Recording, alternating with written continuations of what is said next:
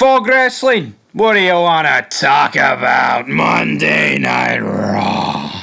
11th of September 2023. You're looking forward to talking about this one because it was one great show. Returns, brawls, Shinsuke Nakamura talking inaudible English and more.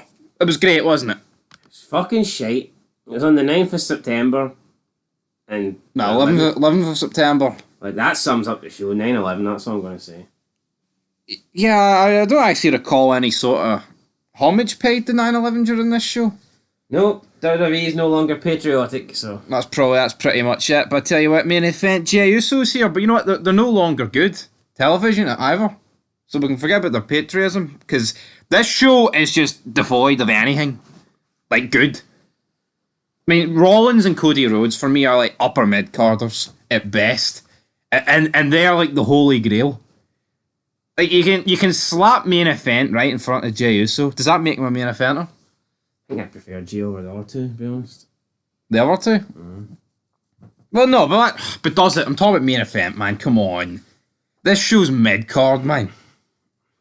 Jey Uso's probably had more main event matches than them all over the past, like, year or two. Well, I'm not burying Jey Uso. I was picking out the other two. Oh, sorry. I've got no real issue with Jey. I like most of the Bloodline members, but at the end, what is this gimmick they're going for with Jey Uso? Let's just speed it. This show is shite. Let's just speed it up. Right, Jey Uso comes out. Oh, yeah, it's good to be at the Bloodline. Kevin Owens comes out. This is the Kevin Owens show. I fucking despise talking about wrestling, by the way, so let's go. Right, Kevin Owens says, this is my show, not your show, but here, Cody fudged for you. Sammy says he's alright with you last week. So, what about me? Out come the Judgment Day. I mean, if Jey Uso just whipped out a fucking big pie or something, I mean, Kevin Owens would have been loving life, so... No, but he whipped out a tag team match. Food's the way to a fat man's heart, so Jey Uso should have probably just produced some food. No, he probably should have, but then we get a 2-on-2 match here. Leads to this. The Judgment Day. I fucking hate the Judgment Day. Do you not? I hate Raw. I hate Raw, I hate life, but I mean, come on, man. Fucking Finn Balor. Look at the size of this guy. Loin start behind me. Another calling him Grand Slam Balor? For what? No, remember Grand Slam used to mean something? Aye, because like it used to be difficult to achieve. Now the WWE just dish out belts left, right and centre. Right, anyone can be a Grand Slam champion. Pretty sure the Miz is like a 4-time Grand Slam fucking champion, man. Honestly, but... This leads to a 2-on-2 match. Obviously, Owens and Jey Uso can't really, they don't have the... Owens and Jey Uso, they don't really have the tag team capabilities here, so they lose. Chemistry. Nah, the chemistry, that's it. They're fucking shite, man. Just, how many times, right, does Raw... see over the past year, how many times has Raw literally kicked off for the Judgment Day or something, and at least a tag match? Where, like, Owens, Zayn, Rhodes, or whatever. Every week... Ah, it's fucking shit. No, the Judgment Day win, right? And apparently we did get a 9/11 tribute package. I wish they showed that. I didn't see it. No, apparently they showed that. What do you think of that? Didn't see it, right? But Xavier Woods turns around and says to Drew McIntyre that you're just jealous that Kofi Kingston won his title at Mania and you won yours in the arena with no fans. Buried? I mean... Kind of buried, but like, Xavier Woods has won nothing. True. So it's... Shut your mouth, you little jabroni. You ain't won shit. I think it works if you're a manager and you come up with this. But if you're actually another guy... Or someone that's done something, but if you're a guy that's done nothing, then... Yeah, well, fucking know your role. Talk of two guys that have done nothing. The Miz against Akira Tozawa, again. Why is this match? Well, hold on. We say two guys that have done... One of these guys has won, fucking, like you said, right. Quadruple Grand Slam champion. Right, but what's he doing now? He's doing nothing. Oh, he beat up John Cena last week. Oh, well, he did. That was impressive. Why couldn't this have been Cena against The Miz in another invisible match? Or the real John Cena. It took him longer to beat Cesaro than it beat up John Cena. Ah, how the mighty have fallen. I remember Big Match John would never lose to someone like The Miz.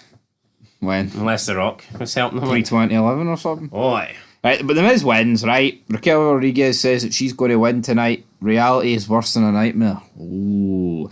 And then Shayna Baszler and Zoe Starks are backstage. And what is it with this gimmick of pushing ugly bastards? Yeah, I mean, I know WWE don't really focus on looks anymore, and I know King's not on commentary. But you 100% can no longer say... The binoculars are in the bin, aren't they? Oh, they've been chucked out. But you can no longer say WWE is the home of the sexiest women on television. That can't be the case. It just can't be. No, it's the home of buff-looking men, women. Masculine women. Nah, that's the one we're going for. Come on, men, women. But come on, man. Look at Zoe but fucking Piper. And then we got the return of Nia Jax later on. What's going on? I don't know, man. He doesn't know. Then we've got Gunther's Intercontinental Championship celebration. Just a bunch of fuck. I cannot believe they've let this guy beat Honky Tonk Man's record. I'm the Honky Tonk Man. That is something that stood since the fucking mid-80s. And this fucker beats it. Kind of pissed me off when Reigns beat Kane's Royal Rumble record as well, though. I think WWE are trying to like whitewash us. I think they're. I don't know if that's the right term, but no, it's like I think they want you to. They know the day's product's pish, but they believe if they try and break all these records, that means it's better. Oh, look, that's Gunther's had the record reign, so that means he's better. Oh, Roman Reigns eliminated the most people, so that means he's better. Oh, Gunther lasted the longest in the fucking Rumble, that means he's better.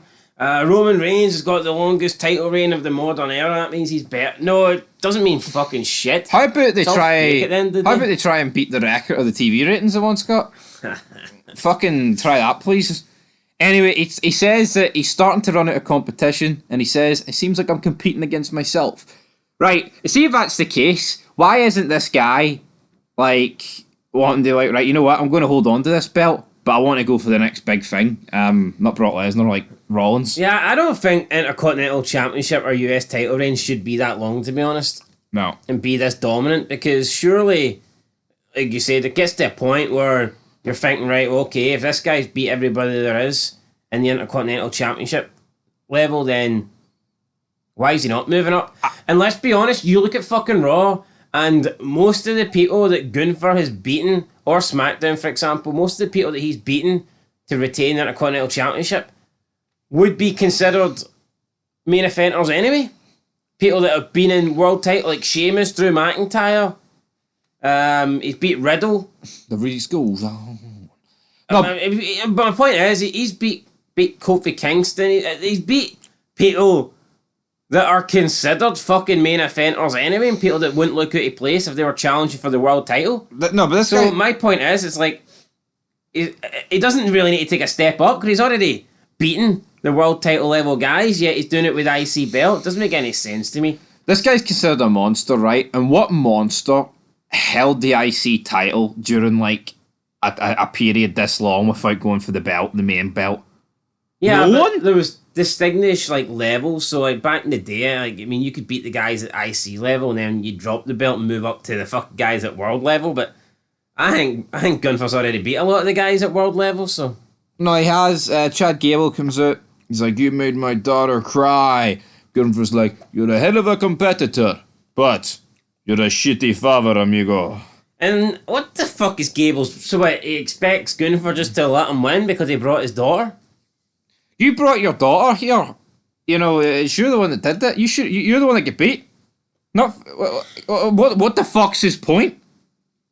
It's not like Gunther, you know, triple power bombed his daughter. If anything, this promo that Chad Gable cut here should be in the mirror, right? Not like Gunther. He just came across as a whiny little bitch. Yeah, he started getting beat up. Otis came out. Otis throws the two jobbers over the top rope. Then it's 3-on-2. And then guess what? Tommaso Ciampa comes down. What? Big Cheese makes his way to the ring. Then we That's out of date, Cheese. The cheese is gone. Then we get a 3-on-3 match tonight. Later on tonight. Then we get Drew McIntyre against Xavier Woods. What is Drew McIntyre? What's happened to this guy? I remember I thought he should have beat Reigns. Fuck me. How his stock has plummeted since then. Know what I'm actually crying out for in WWE? Like, a multi-man feud for the world title. Do you not miss them back in the day? I wouldn't say I'm crying out for like, I mean... No, but WWE these days just doesn't seem to do anything multi-man. See with like people, the talent that they've got, I say talent that they've got, fuck, maybe I need to reel that one back, right? But you've got people like LA Knight. I know he's on SmackDown and Reigns is never gonna, But how much better would it feel going into like a 6-man pack and Reigns is like he's like feuding with 5 people, Elimination Chamber or something? Every sort of Mega Man match that we get that like main events a pay-per-view isn't even for the fucking belt. It's for like the IC title or Elimination Chamber for the IC title. TLC match for the IC title. Reigns just sits this one out. It just doesn't even, like, I hate that. It doesn't make logical sense as to why someone would want to put, like, when you step inside Elimination Chamber, it's supposed to be, well, you know what, this could destroy us, but we're doing it for the biggest prize in pro wrestling. I mean, why the fuck would you step inside the Elimination Chamber to get a shot at, like, an Intercontinental title when they just get dished out randomly sometimes on Raw or SmackDown? Yeah. Or you see people come out and just demand a shot and get it, and it's like, what the fuck is this? I hate wrestling these days, and you know what? I hate Cody Rhodes fucking sucks. You know, that's how they fucked it up, man, right? There was a reason why the Elimination Chamber was always for the world title back in the day, because it meant, like, oh, it had to be worth it. You know what I mean? If 6 men are going to walk inside the Elimination Chamber or walk inside a Hell in a Cell, it had to be worth it. You know, you were putting your body on the line, but the prize at the end of it was, if you won, you know, it was worth it. But then they started changing it, and they started making the Elimination Chamber match for like mid-card belts. They even had a tag team one. Then they started making it number 1 contender, which I'm okay with, but not for a mid-card title.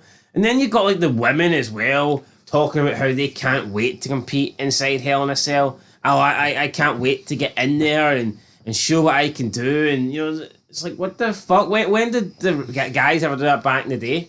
Never. The guys back in the day understood the risks that they were taking, stepping inside a Hell in a Cell, and that just made the match feel more real. It made it feel more dangerous, made it feel like a bigger spectacle. But then you've got Charlotte and Sasha Banks, you know, like excited. Oh, I can't wait. Or the Elimination Chamber. Oh, I can't wait to go in there and, you know, get my hands on that steel. And it's like, no, it doesn't fucking work. Unless you're like Undertaker or Shawn Michaels and you're the Undertaker and you're the fucking big, you know, you're the Phenom, then that works. Like, but what? See, when you've got these women that are so desperate and excited to actually get inside these matches, that's just when it loses all sort of respect for me. It does lose all sort of respect for me, and you know, just to close on this. Even. Close on this. I think we need multi-man match. See, when you've got no fucking stars left, I think multi-man matches for the fucking belt works. Because you know what? It gives people opportunities and like multi-promo. I mean, I'm fucking sick. These Rollins and Nakamura. What are we doing? Honestly, and like, see each week having like Jey Uso, Owens, Judgment Day, Cody Rhodes coming out and just cutting fucking shit that means nothing and pointless feuds. Have stuff on the line. Cody Rhodes wants to talk about Jey Uso, but he's interrupted. Well, what do you want to talk about? Well, first of all, Nakamura cuts a promo that I could not make out. Half English, half Japanese, but even the English parts sounded Japanese to me. Like, yeah, this feud needs to get wrapped up. I say wrapped up, it's only just begun. It's only just begun! Dominic Mysterio comes out, gets booed at the building, as per usual. But no, also I like, see back in the day when it was like a one and done. Like, Nakamura lost fair and square. There's no fucking logical reason for him to be getting another shot. No. Now you can argue if he got cheated or something like that, then it could continue. And like, let's say the Triple H run, like, Reign of Terror or whatever. Yeah, there might have been some pay-per-views we faced the same guy back to back, but that's normally because there was controversy in the previous match. Yep. Nakamura lost to Seth Rollins clean, 1, 2, 3. Why are we having a rematch here? Why do we get this so many times? It's like, oh no, we're getting like you know, this feuds go 3 or 4 pay-per-views. It's like, there's no fucking need for that. No, there really ain't any need Unless for it. Unless you're Shawn Michaels and Triple H and people actually want to see it. But I'm sick of Cody Rhodes. I'm not liking this. What do you want to talk about? Nothing. I want to move on for this segment. He beats up 2 guys. What did he do? How bad's Cody Rhodes' run been since WrestleMania? Horrendous. Like, honestly, man. I mean, a 6-month feud with Brock Lesnar, and it was the same shite every single fucking time they met. Oh, look, Brock's beating up Cody Rhodes. Oh, I mean, the matches weren't great. The matches were disappointing. Brock Lesnar ain't here tonight, so what do you want to talk about? Nothing, Cody. Nothing, right? He beats up Dom and JD, right? Shayna Baszler takes on Chelsea Green. Wade Barrett's afraid of Shayna Baszler. That's what I got for this. Shayna Baszler wins. And then out comes Chili Starks, kind of pushes Piper Niven, and that's about it. That wraps that up in a nice wee bow. Seth Rollins and Nakamura. Rollins comes to the ring, says about here, I was born this way. I was born into this. So you know what? I'm not actually a great world champion. It was destined to be this way. You didn't like this. No, I hate that kind of logic where people will say, no, I was born this way. So basically what Seth Rollins is saying, I didn't really work hard. I didn't really, sacrifice anything to achieve where I am today. I was born this way. So basically from birth, I had all my attributes and abilities handed to me on a plate. That's basically what that screams to me. I fucking hate sayings like that. Things like I was born this way or everything happens for a reason. Fuck no, right? Everything does not happen for a reason. Things happen because you make them happen, right? I fucking hate these bastards. Maybe this isn't a wrestling thing, but you just talk about a real life thing. You go on Facebook and people, like maybe something bad happened to them. Maybe they're having a bad day. Maybe something didn't go their way. Maybe they didn't get the job interview that they wanted. Some shit like that. Maybe they broke a nail and then they'll be like, oh, everything happens for a reason. No, it does not. Okay, if something bad happened to you, then if something not nice happened to you, then maybe you allowed that to happen. Maybe you fucked up, and you didn't get the results that you wanted, but then you'll say everything happens for a reason to make it feel as if, well, I shouldn't be down. I shouldn't criticize myself. I shouldn't hold myself responsible because everything happens for a reason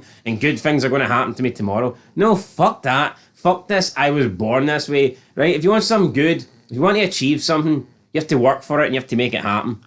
You have to make it happen. There is no tomorrow. Nakamura. No, but you don't hate that. No, I do. Nakamura responds to this by beating up Ricochet. But why would Rollins care? But just before we talk about that, right? I don't really care about it.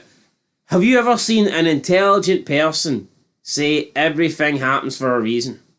Think of the people in the world, right, that you respect the most, right? The people that you look up to, or people you think, he's a successful man. I admire him. Have you ever heard them ever say everything happens for a reason? No. Then look at the people that you have. Don't recall Trump saying that. Then look at the people that you have heard say everything happens for. It's fucking bums that have never achieved anything in their life. Yep.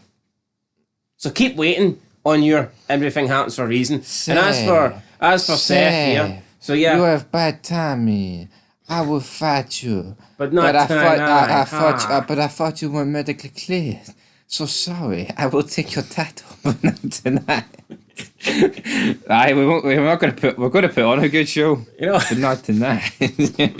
or next week. Or the month after. No, right. Or the year but say Rollins isn't medically cleared, right? Well, Nakamura thinks that. Say Nakamura thinks that, right? But Rollins is willing to fight him. As a heel, shouldn't he be jumping all over it? Like, what the fuck's the logic?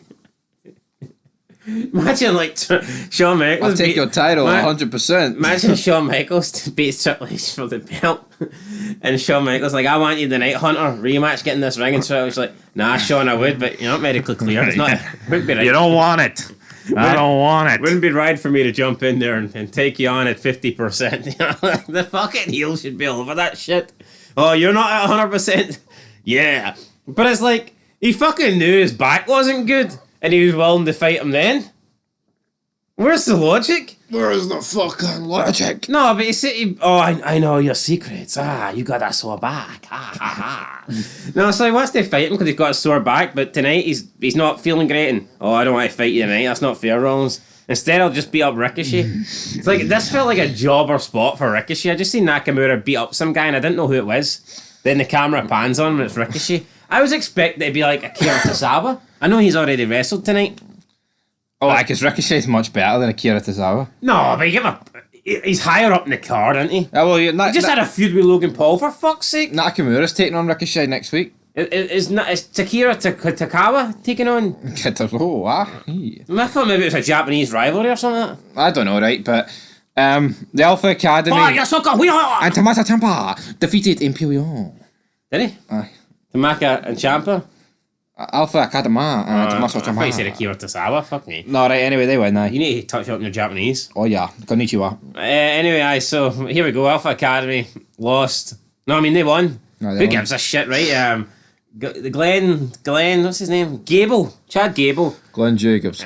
Chad Gable won with the ankle lock while Tommaso Ciampa had like a chicken wing stretch or something here on octopus stretch or whatever you call it on Gunther, and Gunther had to watch as his teammate. I think it's mad as fuck, right? And I get it, Gunther's not the legal man, I get that, right? But I think it's mad as fuck that they're both in submissions, but the commentary team is like, oh, they're making Gunther watch Giovinci tap. Because it's almost like we just know that Giovinci's pish and Gunther's not going to tap to Ciampa. Yeah. So it's like they're both in submissions. They both could tap, but we know for you'd bet your life that one of them ain't going to tap and the other guy is. That's it. That's just the sad state of affairs, though. That's it. But say the two-man power trip are taking on Benoit and Jericho, right? Say one's in the one's in the crossface, and the other one's in the walls of Jericho. They're not going to be like, oh, look, Benoit's making Austin look at Triple H tap. Yeah, but they're even. These two aren't even. I know, but I mean, come on. I know, it sucks. No, fuck it, it's shite, but that's what it is. Gotta move on. Gotta move on. Right. You gotta have faith. Becky Lynch and Tiffany Stratton signed the contract for tomorrow night's NXT World Championship, man. And then it's main event time. Rhea Ripley against Raquel Rodriguez. Right. Nia Jax comes in, batters Raquel Rodriguez, Rhea Ripley pins her, Nia Jax batters Rhea Ripley to go off the air. Why the fuck? Imagine this ending Raw. Nia Jax return ends Raw. What do you think of that? I mean, that's not what I was hoping to see, but let's be honest.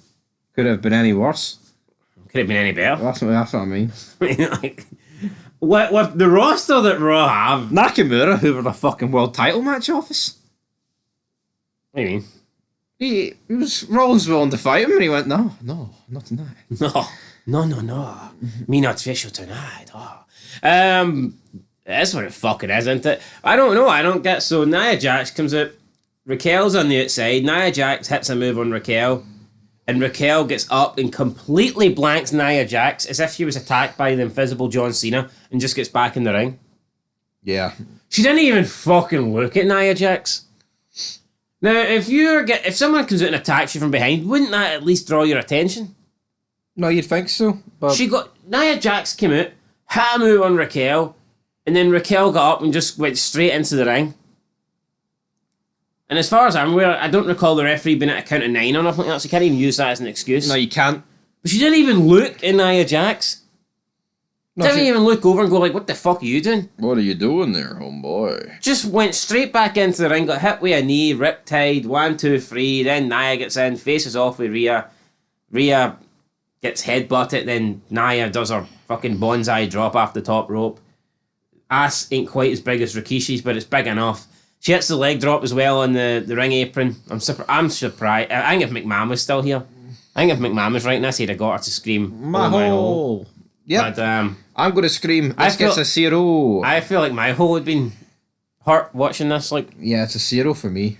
I'm also giving Raw a 0. It's just not one good thing. It's all pish. I know people will jump on here and go, what are you talking about? This show was great and whatnot, because for some reason there is people like that. Lay off the meth. But I honestly don't recall last time I watched a Raw or SmackDown and thought this was genuinely good. No. I mean, at least with NXT, I think it's half decent sometimes. I mean, we vignettes. This is shit. There's nothing exciting. But NXT's tonight, so stay tuned for it. But until then, it's a 0. Peace. 0 for me. Woo.